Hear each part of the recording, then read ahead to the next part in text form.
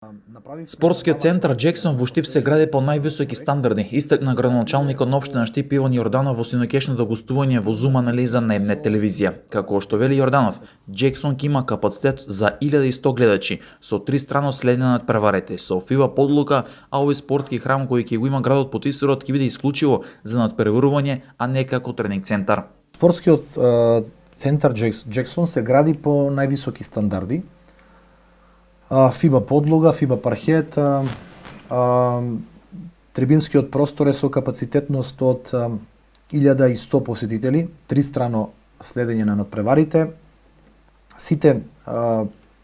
Целата спецификација и сите стандарди се запазени да се одвиваат надпревари од највисок ранг, вклучувајќи ги овде кошарката, одбојката, понекогаш професионални ракометни надпревари, затоа што оваа сала исклучиво ќе се користи за надпреварувања, не за тренинг центар, за да се сочува и да не се амортизира толку брзо.